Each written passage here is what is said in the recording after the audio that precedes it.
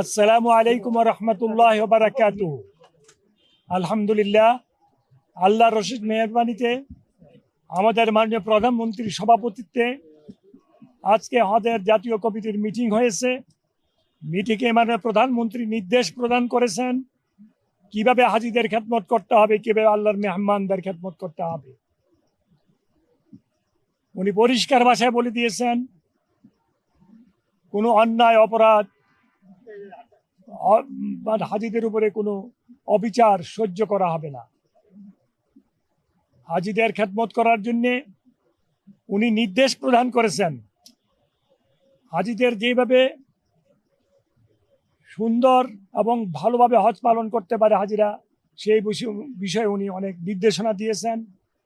আমরা আজকে অনেক কিছু জানতে পেরেছি, বুঝতে পেরেছি মাননীয় প্রধানমন্ত্রীর নির্দেশনা থেকে। উনি হাজিদের ব্যাপারে অত্যন্ত সচেতন।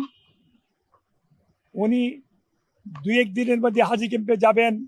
যে হাজি ক্যাম্পে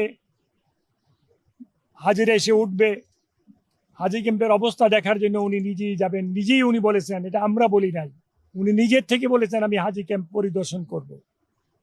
আপনারা ওনার জন্য দোয়া করবেন, আল্লাহ পাক যেন ওনার প্রতি রহম করে, ওনাকে হেফাজত করে, এই সরকারকে হেফাজত করে। আসসালামু আলাইকুম। প্রধানমন্ত্রী ফ্লাইট জটিলতা দেখা দিতে পারে, বিশেষ করে তেলের দাম এবং মধ্যপ্রাচ্য পরিস্থিতি, এইগুলো নিয়ে আগাম সতর্কতা কি নিচ্ছেন? হাজিরা আল্লাহর মেহমান, ইনশাআল্লাহ আল্লাহ সব ব্যবস্থা করবে, কোনো জটিলতা হবে না ইনশাআল্লাহ। ফ্লাইটের কোনো জটিলতা হবে না। না, বিমান ভাড়া বাড়ে নাই, বিমান ভাড়া কিছু কমেছে হাজিদের জন্য। হ্যাঁ, হাজিদের জন্য কমেছে। ফ্লাইট 17 তারিখে রাত্রে মাননীয় প্রধানমন্ত্রী উদ্বোধন করবে ইনশাআল্লাহ। অনেক ধন্যবাদ আপনাদের। আসসালামু আলাইকুম।